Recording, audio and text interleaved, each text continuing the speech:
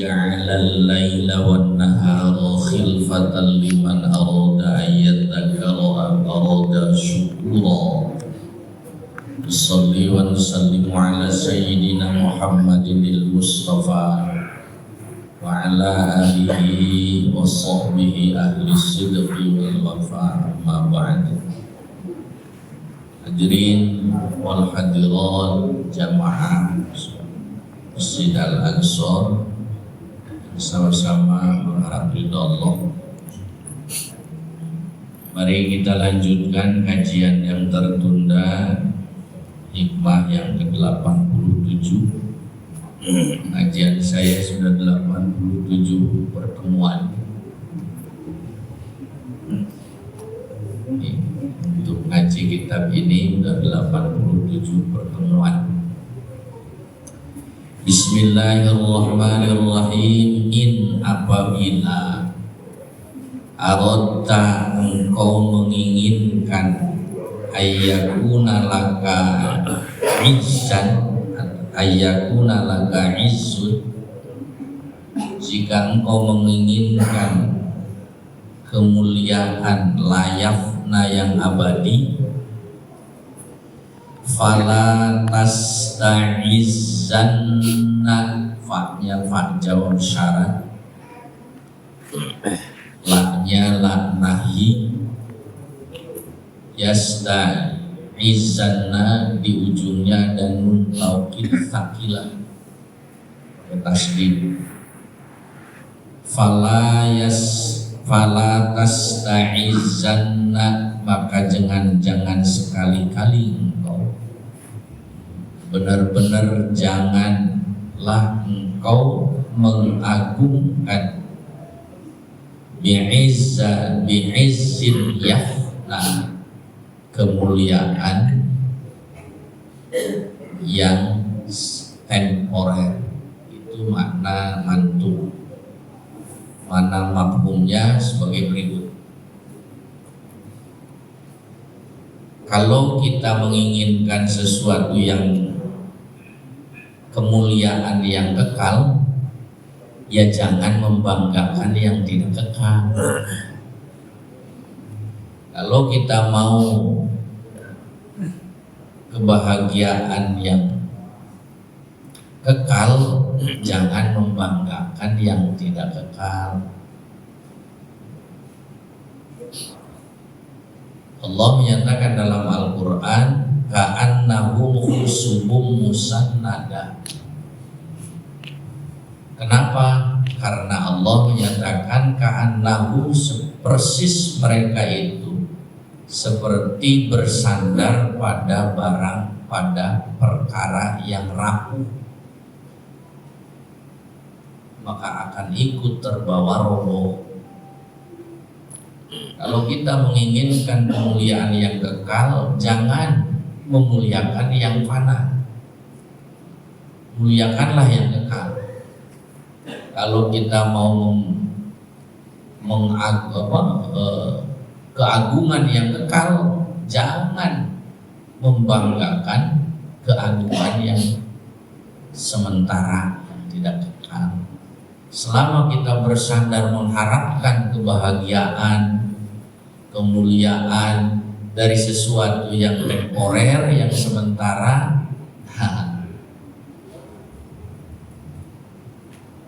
ya siap-siaplah untuk kecewa. Apa itu yang tidak kekal itu? Yang tidak kekal apa? Masih wallah, kalau sebutin satu-satu ribet, nggak selesai ngaji sampai subuh. Masih wallah wal alam, al alam wal makhluk, al makhluk wal fana. hadis, al-hadis wal fana. Selain Allah itu alam. Alam itu yang diciptakan makhluk. Ya makhluk itu barang baru karena adanya didahului oleh ketiadaannya. Barang baru pasti rusak. Barang yang tidak ada awalnya itu terus ada, itu namanya barang baru. Barang yang adanya didahului oleh ketiadaannya pasti nanti bakal tiada. Jadi apa itu? Ya selain Allah. Selain Allah dibangga-banggakan, mengharap kebahagiaan, dan dari selain Allah ya siap-siap aja kecewa. Enggot hitam bangga banget, Allah target. Sebentar lagi masih tadi ada, tuh masih hitam ya lah, bentar lagi sebentar lagi lah.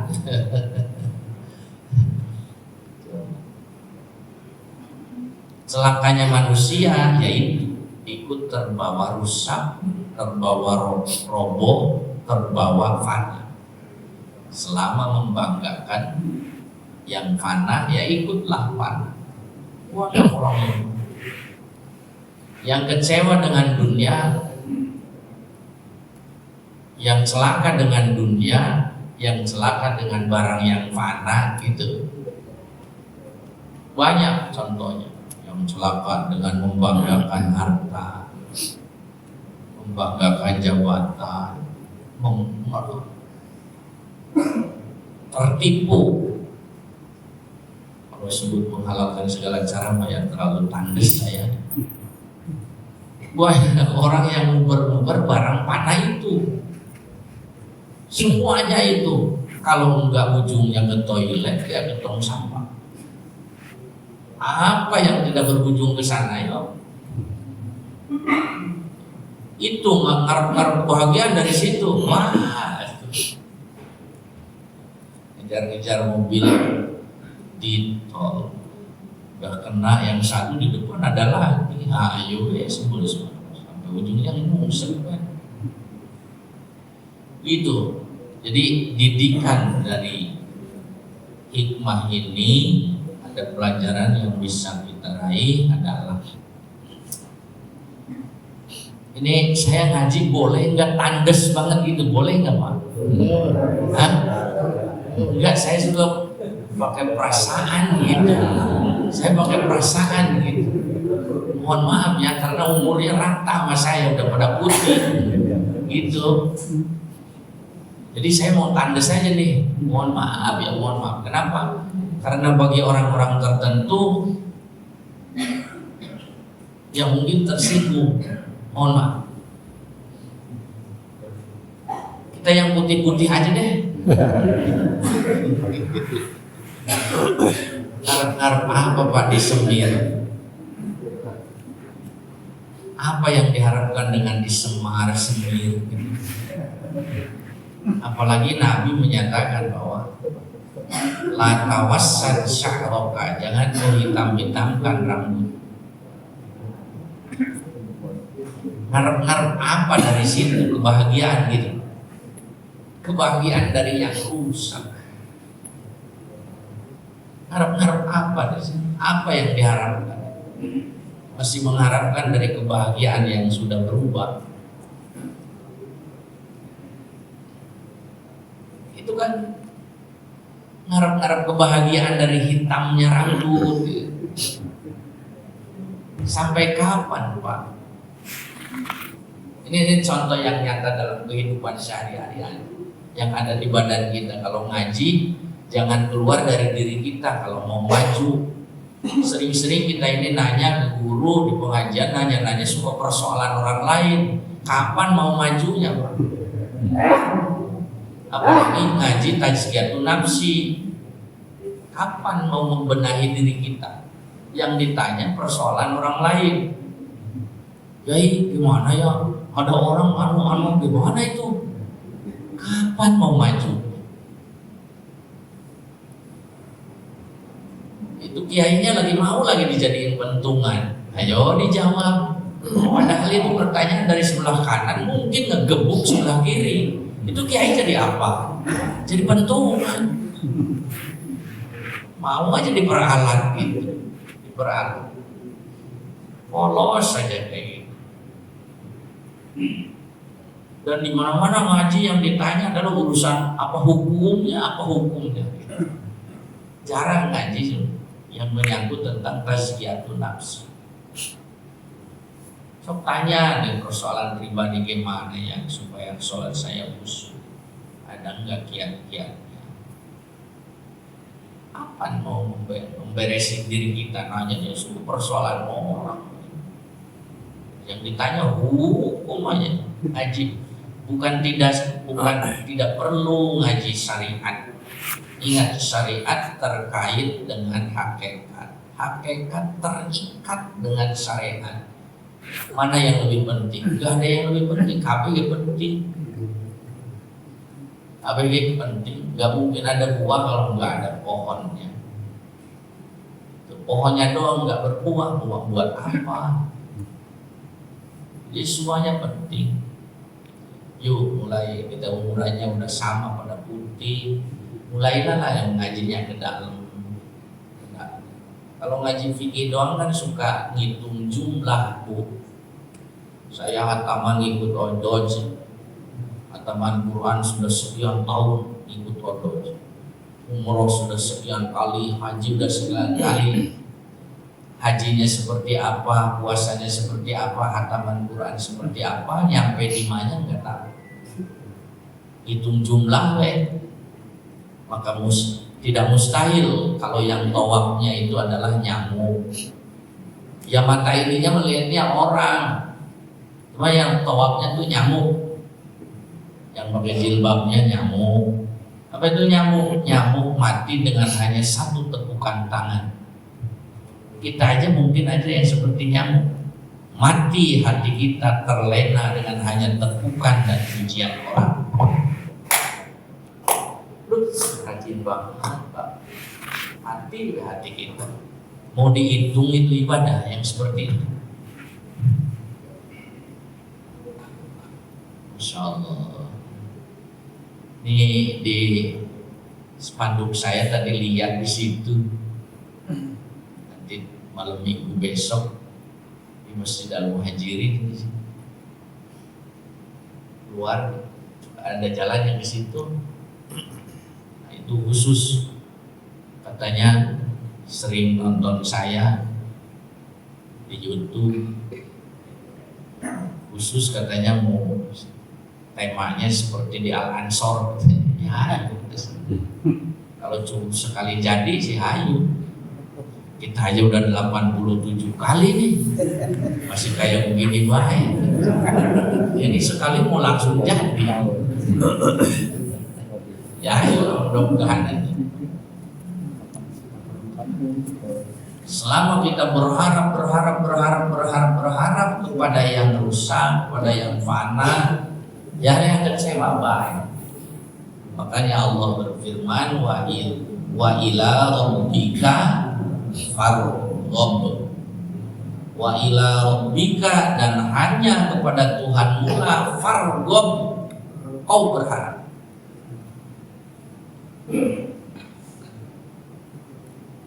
Masih berharap hitam di jenggot, rambut, ngarap bahagia dari itu gitu.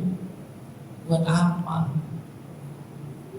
Islam itu terdiri dari dua unsur. Satu, akidah. Bukan Islam kalau akidahnya tidak benar. Yang kedua, Islam itu adalah syariah, hukum. Bukan Islam kalau ada akidahnya tapi tidak ada syariahnya, praktek, muamalah segala macam. Kemudian yang ketiga, Islam itu adalah akhlak. Bukan Islam kalau akidahnya ada, fikihnya ada, cuman akhlaknya nggak ada. Bukan Islam. Kudu komplit yang tiga. Segala sesuatu nilai dari sudut pandang yang tiga perkara ini. Gimana menurut akidah? Dihitam-hitamin rambut, oh nggak nerima takdir Allah. So, siapa yang mau debat? Sama dengan tidak nerima takdir, kayaknya kecewa banget begitu diputihkan sama Allah. Deh, gitu bahasanya kan? Deh, udah putih, gue tambah jelek dong, emang jelek. Mau dibilang tambah jelek. Saya lagi muda seneng kalau ngaca, Bu, udah begini pas begitu ngaca kaget. Ya udah terima semua, nggak ada musimnya tuh. Amin. Secara akidah tidak nerima kayak, tidak nerima dibegitukan oleh Allah. Apa tidak mempelajari? Begitulah perjalanan hidup manusia dari dulu. Kenapa mesti mengingkari? Allah bertanyanya pakai kaifa lagi. Ada tulis istifham kelas puncak itu. Pertanyaan yang nih coba, kaifa itu sama dengan pertanyaan begini, Pak. Bapak jalan jatuh. Terus tidak ada hujan, tidak ada angin, tidak licin, terus jatuh. Nah itu pakai kaifa. Kalau diterjemahkan pakai kok. Kenapa kok jatuh? Karena nggak masuk di akal, nggak licin, nggak. Itu kaifa. Kalau licin jangan pakai kok, nanti dia marah malah ditanya begitu. Kenapa kok jatuh? Tahu nggak licin? Amin. Nih Allah bertanyanya pakai kaifa. Kaifa takfuruna, karena udah habis mikir. Makanya pakai kaifa. Kaifa takfuruna billah. Bagaimana mungkin kok kamu bisa kufur pada Allah? Wa kuntum amwatan, padahal kalian itu asalnya barang mati, sperma. Yang hadir di sini mungkin asalnya ada yang tempe, ada yang jengkol, Persia apa insya Allah, spaghetti.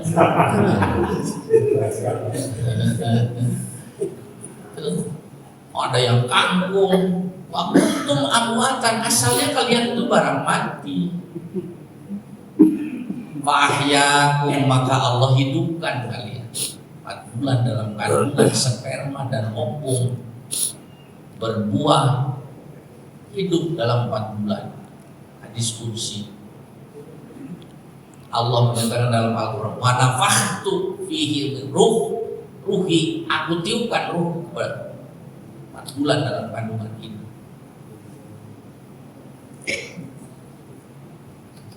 9 bulan. Wallahu akhrajakum min butuni ummahatikum la ta'lamuna syai'a. Akhraja, alifnya alif ta'diyah, menunjukkan kata kerja transitif.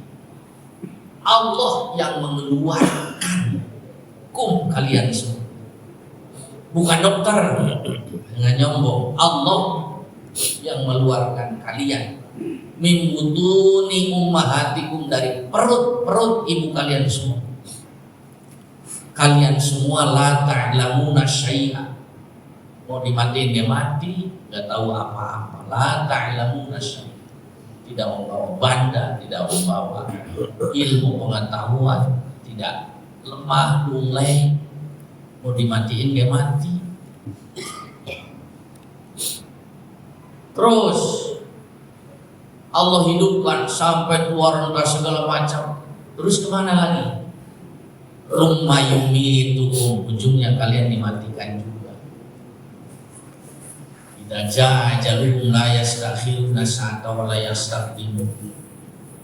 Man nu'ammirhu nunakkisu fil khalqi afala ya'qilu. Siapa yang dipanjangkan umurnya, Allah kurangi bentuk kejadiannya, dikembalikan lagi bentuk kejadiannya. Yang tadinya rapuh lagi. Yang tadinya tidak bisa jalan lagi. Yang tadinya brojol itu tidak langsung melihat, kata ilmu medis. sekian saat dirincing-rincing baru respon, sekian saat baru bisa mendengar. Apalagi otak mah harus playgroup dulu, TK, baru pintar. Jadi nggak langsung. Makanya nyebutnya dalam Al-Quran ayat selanjutnya bukan waja'ala lakumus sam'a, bukan udhun. Maka setelah lahir aku jadikan, aku berikan as-sam'a, pendengaran. Telinganya padahal sudah ada dari di dalam perut, tapi ternyata pendengarannya baru diberikan setelah lahir.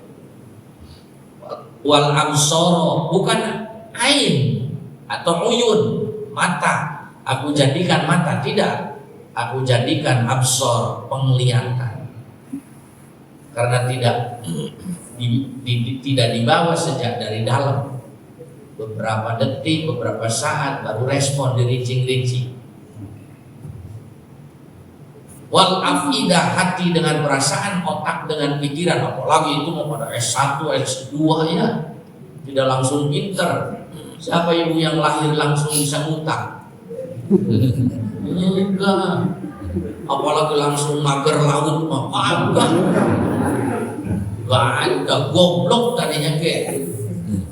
Ya Allah. Untuk apa la'allakum tashkurun? Nah ini perjalanan manusia seperti itu, apa enggak siap? Wayang begini dikasih jenggot putih. Itulah perjalanan kita kayak gitu. Kenapa enggak siap? Kayak orang pensiun, ada yang tiba-tiba sehingga terjadilah post power syndrome. Emang nggak diperhitungkan apa yang namanya kerja nanti bakal ada pensiun. Nah, saya maksudkan adalah itu sebuah ilustrasi. Kita kematian pun harusnya tidak kaget. Ritual pun harusnya tidak kaget. Ibu juga bapak sudah letoy kayak gini jangan kaget. Saya dulu melamar istri, saya lihat ibunya, saya lihat neneknya, wah berarti istri saya bakal kayak begitu.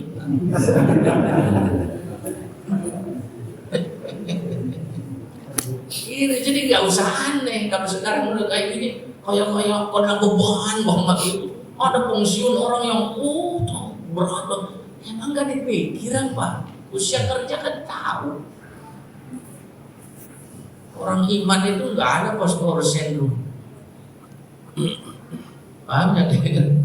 Orang kayaknya berat banget, pakai kudu musik lah, kudu hobi-hobi yang lain. Ke masjid, gaul di masjid. Itulah perjalanan kita itu kayak gitu. Jadi apa yang bisa dipertahankan, dibongkar-bongkarkan, kepengen tetap dipertahankan gitu? Apa? Balik lagi ini contoh aja, contoh kasus kecil Semir gitu. Ini kalau ceritanya gitu. Kalau semuanya dijadikan contoh yang selesai ngaji. Ini salah satu aja yang kita pertahankan adalah contohnya rambut. Kita mengharap kebahagiaan dari sesuatu yang fana. Sampai kapan bisa? Semir rambut. Satu, menurut akidah tidak menerima terhadap takdir. Yang kedua, menurut syariah, menurut fikih, kira-kira menghalangi enggak itu, Pak? Tembusnya air menghalangi enggak ketika bersuci? Itu persoalan kan? Menurut fikih. Kan katanya kalau mandi wajib atau wudu kan isolal ma'i, laisa mani'un ila isolil mani'i. Tidak ada sesuatu yang menghalangi tembusnya air. Itu fikih. Dipandang dua tuh. Menurut akidah tidak menerima takdir. Menurut fikih menghalangi bersuci. Menurut akhlak, saya tanya. Menurut ini kenapa Rasul kok melarang? Menurut akhlak, kira-kira di Semir itu kalau sholat tambah malam nggak?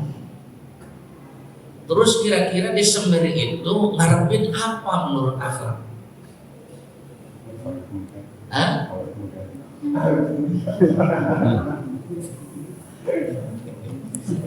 Apa yang diharapkan itu, kesannya apa gitu? Menurut Anda kesannya apa, Bu? Kesannya apa gitu? Ada aki-aki gitu, terus si semar-semir gitu, wah pakai rantai gitu, gitu. Kira-kira kesannya apa gitu? Saya mau nanya aja.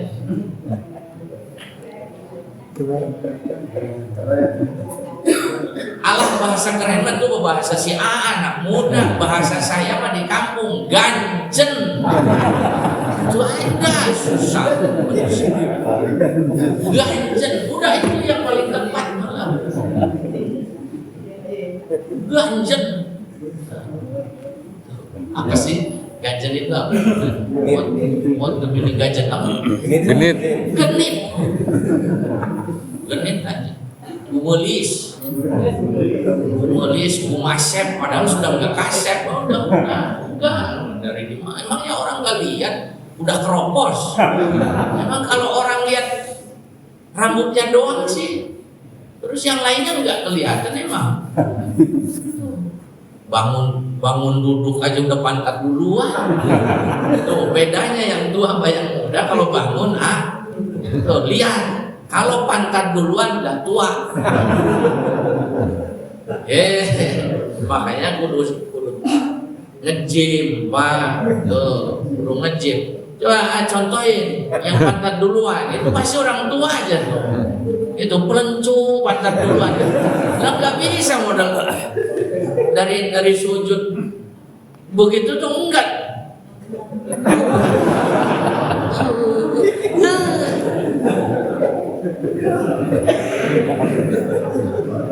Susah.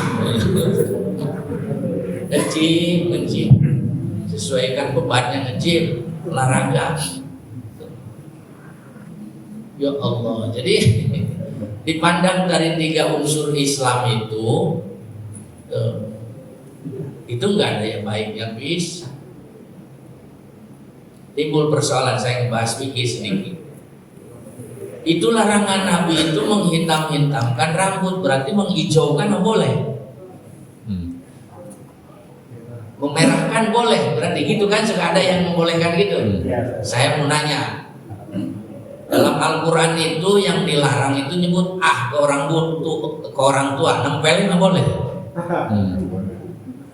Goblok banget itu Ustaz kalau nyebut yang merahin boleh. Kagak ngaji usul fikih. Saya disiplin ilmu, keserjanaan saya itu di bidang fikih. Cuma di sini saya kayak Imam Ghazali tidak puas. Tidak puas. Karena fikih itu hanya sampai di situ. Saya larilah mempelajari sampai ke Mesir. Saya ke keluarganya saya Ibnu Athaillah, belajarlah saya tentang tazkiyatun nafsi. Karena tidak puas dengan fikih. Maksudnya bukan fikih salah, harus ada follow up dari fikih. Baik. Yang disebut dalam Al-Quran itu limit. Janganlah wala taqul lahuma ufin, janganlah engkau mengatakan kepada orang tua. Apa nempeleng jadi boleh? Itu namanya kias aulawi. Cabang lebih berat hukumnya ketimbang pokok. Yang dilarang yang disebut dalam Al-Quran maka memukul dikiaskan, dianalogkan kepada nyebut paham nggak? Yang pokok, hukum yang pokok nyebut sedangkan mukul adalah cabang yang dikiaskan. Kan berarti jawabannya apa lagi? Kalau nyebut saja tidak boleh, apalagi nempeleng. Yang disebut dalam Al-Quran, la ta'kulu amwalal yatama, janganlah engkau memakan harta anak yatim. Berarti ngejual nggak boleh. Gitu. Orang gak bisa berpikir.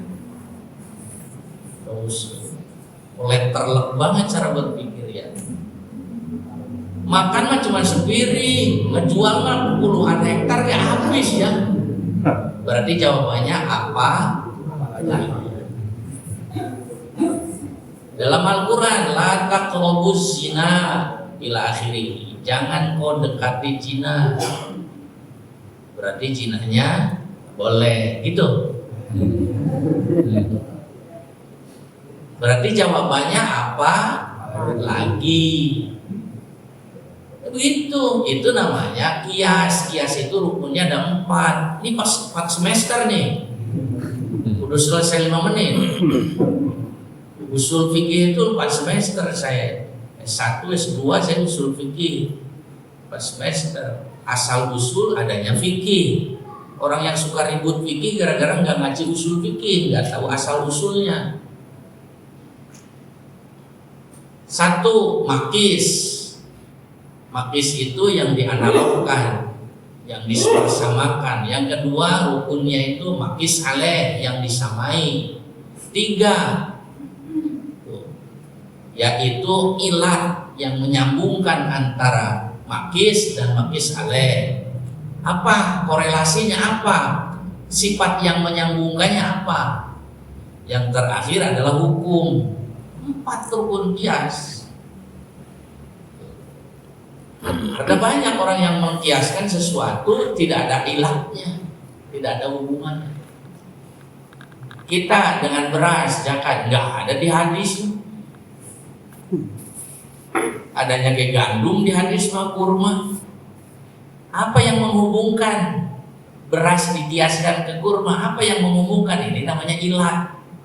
Al-hukmu yadurru ma'al illati wujudan aw adaman. Hukum itu mengikuti ilat. Adanya ilat, adanya hukum. Tidak ada ilat, tidak ada hukum. Apa yang menghubungkannya? 2, 1 sama-sama makanan pokok. Yang kedua bisa disimpan lama. Kesal. Zakat fitrah dengan beras. Itu dengan sagu, dengan apa lagi negara orang, dengan jagung.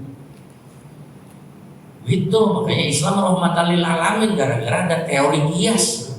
Kalau harus terlebay, ntar mau lebaran pada belanja ke Tanah Abang beli kurma zakat fitrah dengan kurma rame-rame. Fakir miskin makanan pokoknya rubah sebulan itu pakai kurma, mencret apa? Pakai ilmu. Itu kias aulawi namanya. Sekarang hitam diganti hijau, kembali ke asalnya saja. Yang pantas hitam tidak dilarang Nabi, apalagi cuma sekarang ada aki-aki, sebelah hijau, sebelah kuning. Coba kira-kira gimana ke jalan dia? So ke jalan paling disebut astagfirullahaladzim, udah lama. Jangan-jangan sama ketetangganya dibawa ke grogol, sakit jiwa. Paham tidak? Lebih pantesan hitam apa kuning? Itu ya di kuning-kuning gitu, apa di hitam-hitam pantesan mana? Hitam aja yang pantas dilarang Rasul, apalagi kan itu jawabannya.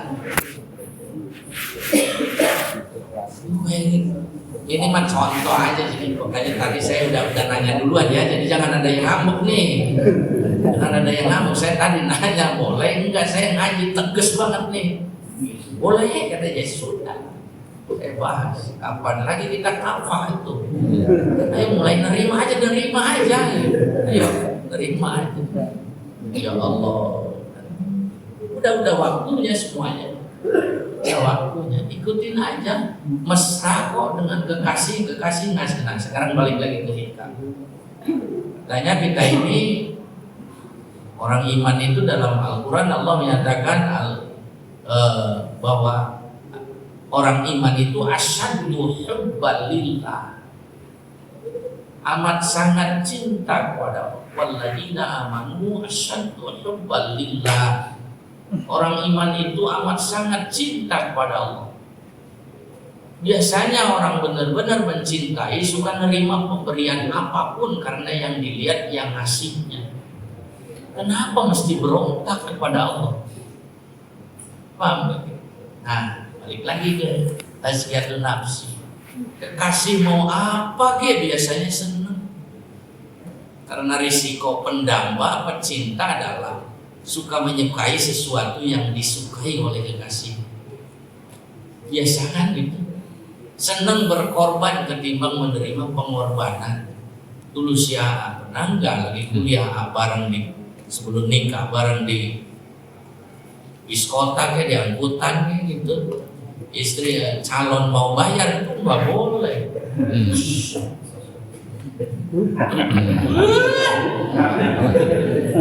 Itulah konsekuensinya sebuah cinta, senang memberikan pengorbanan ketimbang.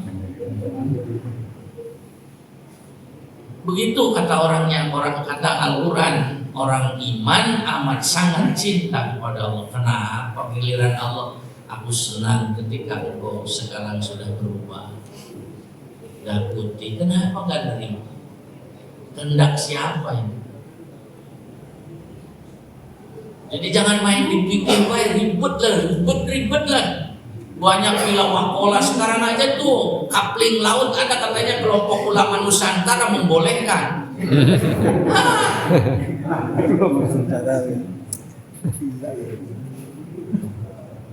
Anco. Pikir mah ya gitu, pikir mah jadi hilang dirobah-robah gitu. Ini putar-putar kayak gitu. Tanya nurani, tanya jiwa yang bersih. Makanya itulah kita tazkiyatun nafsi. Nggak bisa dibohongi. Boro-boro malaikat. Hati sendiri nggak bisa didebat. Nggak bisa didebat, silakan kalahkan dirimu sendiri. Nggak bisa bohong. Hanya Rasul dalam kitab 40 hadis arba'in Rasul nyatakan fastaqti nafsaka. Ini pentingnya ngaji tazkiyatun nafsi ini. Cobalah mintalah fatwa kata Rasul pada hatimu. Jangan hanya nanya akal baik, Pak. Jangan nanya akal baik. Ini menurut saya, ini menurut saya. Itu persis seperti para pejabat gitu. Nyari-nyari pasal, enggak ada pasal yang dilanggar, tapi etika yang dilanggar. Oh, ayo nyari-nyari pasal yang dilanggar, pasalnya pimpinan lo. Apa? Astaqti nafsaka. Kata Rasul cuma tanya hati.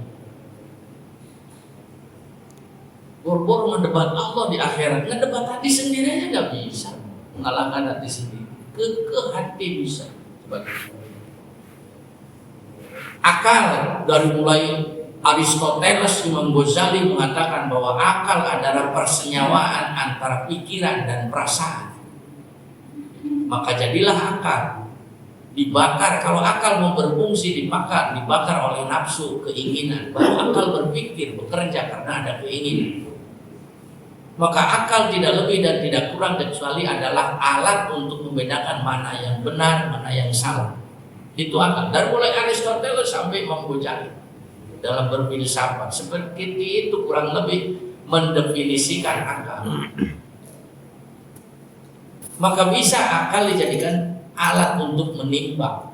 Tapi ternyata akal kata Rasul itu terbatas. Tidak cukup menyelesaikan masalah dengan akal. Rasul maka memerintahkan fastaqti nafsaka, minta fatwa pada hatimu. Saya 25 tahun pegang palu, Pak. Kadang-kadang kontra dengan hati sendiri memutus perkara. Menurut akal harus berdasarkan bukti, sedangkan buktinya nggak kuat, tapi perasaan saya tidak bisa dibohongi. Sampai sekarang saya suka istighfar, ingat perkara-perkara yang diputus di pengadilan seperti itu. Walaupun saya bukan pengadilan agama, tetap ada yang bertolak belakang. Tapi kalau saya ngikutin hati, kan hukum faktual, ternyata faktanya kurang. Tapi hati, aduh, Pak, nggak enak tidur kalau sudah ingat ke situ. Nanti malah di demo lagi, ini faktanya A kok putusannya B.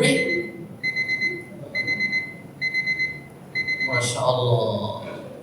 Makanya saya tuh bukan sudah pintar di dunia fikih, bosan Pak. Tidak menyelesaikan masalah hati.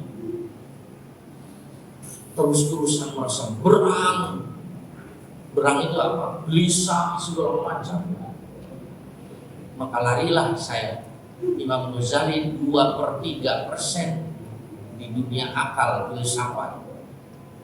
Umurnya 2/3. 1/3-nya lagi dihabiskan dalam dunia tazkiyatun nafsi. Selesai masalah. Terima, tawakal, pasrah kepada Allah. Enjoy. Kalau mulak dipikir terus, waduh. Makanya syariat terkait dengan hakikat, hakikat terikat dengan syariat. Tidak ada yang lebih penting, semuanya penting. Pakai filsafat.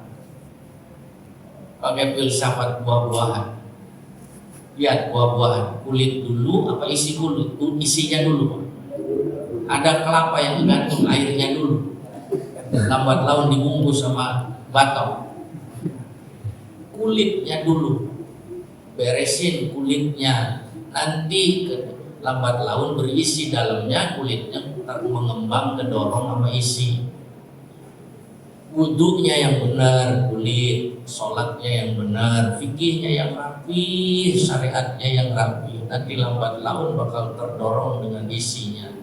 Itu ciri isi sudah ada isinya adalah kulitnya mengembang. Sedekahnya ngembang tidak, sholatnya makin rajin tidak, itu tak. Kalau makin rajin makin mengembang namanya berarti makin berisi dalamnya. Kalau makin tua malahan makin kurang, makin kulitnya makin mengkerut, itu cirinya gimana? Itu dalamnya kira-kira gimana? Buruk, busuk bahasa Sundanya. Itu peot dalamnya. Itu peot dalamnya, maka kulitnya makin keruh. Nah gitu aja, lihat diri sendiri, gak usah lihat orang, lihat diri sendiri. Ini saya ini makin ngembang apa makin peot, makin kempes lah. Kalau makin kembang tandanya ada isinya. Kalau makin kempes, ya jangan dibuka dalamnya. Bos, apa busuk? Masya Allah. Seperti itulah. Ya udah, jangan nilai orang, kembali aja. Ibda binafsi. Kenapa? Karena kembali kepada Allah bukan dengan langkah kaki. Fafirru ilallah. Kembalilah kepada Allah. Bukan dengan kaki, tapi dengan ini. Kembali. Tapi dengan hati. Makin berisi hatinya, tandanya makin dekat kepada Allah. Nanti makin ngembang, makin cepat ke masjidnya. Itu kan ngembang namanya. Makin takorup, makin sopan, makin santun, makin tawadhu, makin jauh dari kesombongan. Lah berarti isinya itu makin baik. Kalau makin luarnya makin disemir, pakai rantai, pakai bahar, terus pakai apa? Celana levis di tambal-tambal, itu aki-aki. Terus motor Vespa-nya. Wah, ini orang gimana ini? Nah, untuk menutup perjumpaan, lihat dari Imam Baihaqi ada sebuah hadis dalam kitab Mukhtarul Ahadits Nabawiyah. Rasul itu Rasul berfirman, Rasul bersabda atas firman-Nya Allah, namanya hadis qudsi. Ketika kita sholat itu iltifat itu ngelirik, paham ya? Ngelirik itu bukan nengok tapi ngelirik. Kerling mana? Ada bahasa Jawa ngeliriknya. Bahasa Sunda yang ngelirik.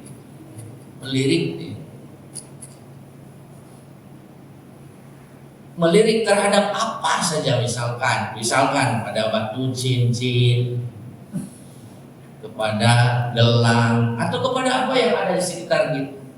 Sesungguhnya Allah berfirman, cuma kita aja yang nggak ngeh. Apa firman Allah di dalam hadis qudsi? Adakah sesuatu yang menarik perhatianku selain aku? Masya Allah. Saya pengen nangis Pak kalau itu terus. Hidup kita ini kayak begitu. Selingkuh dari Allah. Hanya cinta hanya kepada Allah. Asyaddu hubbalillah. Allah aja tersinggung, cemburu. Adakah selain aku yang menarik perhatianmu? Masya Allah. Katanya ini wajahku, aku hadapkan wajahku kepadamu ya Allah yang menciptakan langit dan bumi. Ternyata melirik ke yang lain. Adakah selain aku yang masih menarik perhatianmu? Itu timbang lirikan mata. Apalagi hidup kita masih kepengen dipuji orang, ada kesan-kesan tertentu. Ustadz Kiai menceramah rambut gondrong, oh ternyata masih ada yang diperhatikan dalam hidup selain Allah. Sudah bagus namanya siapa, diganti namanya Ustadz Jones 212 kapak 1212. Apa tuh? Biro sablon. Ada Ustadz Bang, padahal udah bagus namanya. Oh ternyata masih terkecoh dengan hal-hal seperti itu ya. Itu namanya iltifat.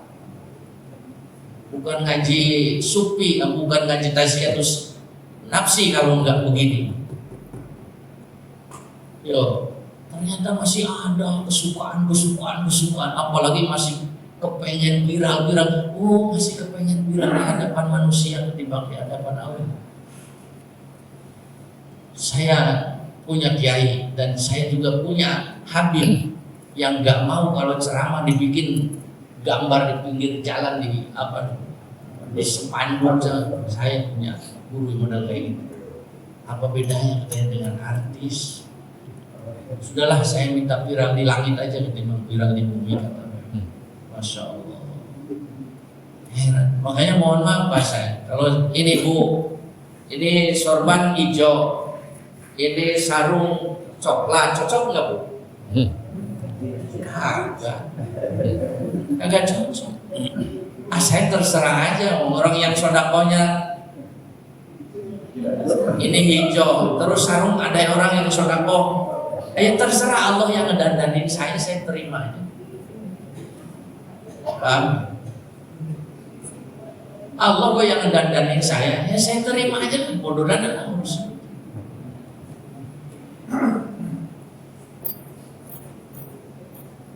Untuk menutup perjumpaan, coba surat At-Toha ayat 132.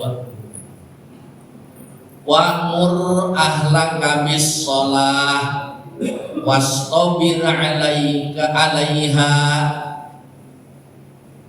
wala nas'aluka rizqa wa huwa yarzuqukum wal 'aqibatu lit-taqwa. Makna grammar. Wa'mur, perintah olehmu ahlaka, keluargamu, bis-shalah, untuk melakukan sholat. Wastabir ay wasbir, tetap bertahan sabar alaiha untuk mengerjakan sholat. Wala nas'aluka rizqa, aku tidak akan meminta, aku tidak akan mempertanyakan tentang rizki. Jabatanmu apa, mobilmu merek apa, yang aku minta sholat. Jadi ngapain masih dibangga-banggakan hal-hal seperti itu? Allah gak nilai dari sudut itu, nyamuk. Makin pasrah aja kepada Allah. Sholat, yang Allah minta sholat. Aku tidak akan mempersoalan kalian mobilnya apa, mereknya apa, jabatanmu apa. Boro-boro Allah, malaikat yang gak beti paham itu semua. Yang Allah minta kau sholat. Untuk apa ya Allah sholat? Aqimis sholat lidzikri. Sholatlah kalian untuk eling kepada aku. Eling, intinya eling. Jangan kau palingkan elingmu untuk selain aku. Intinya eling kepada aku. Itu. Insya Allah. Maka coba kalau ngaji fikih, saya sudah sekian belas tahun tahajud terus. tahajudnya eling apa kagak nggak perlu. Tuh, makanya kalau ngaji fikih doang begitu nasibnya, ngitung jumlah. Saya udah umroh sekian kali, yang tawafnya asu nggak tahu. Mohon maaf saya tegas, kata saya kayak mau ngaji tegas. Kan kadang-kadang pakai humor aja. Yang tawafnya itu celeng ya, nggak tahu Allah. Siapa yang tawafnya ketek ya, nggak tahu. Orang tawafnya sambil selfie, kirim ke WA grup, ikut grup ada 7 grup dikirim semua. Hitung umrohnya udah berapa, kata Allah. Yang aku minta kau eling kepada aku, tidak persoalkan kalian mau pakai apa kita mukanya, mau roda kayak apa gitu. Nah itu eling, intinya eling kepada Allah. Ya tentunya dari sebuah eling harus ada pertolongan. Sekian, terima kasih. Mohon maaf lewat 5 menit. Subhanallahumma wa bihamdika asyhadu an la ilaha illa anta astaghfiruka wa atubu ilaik. Assalamualaikum warahmatullahi wabarakatuh.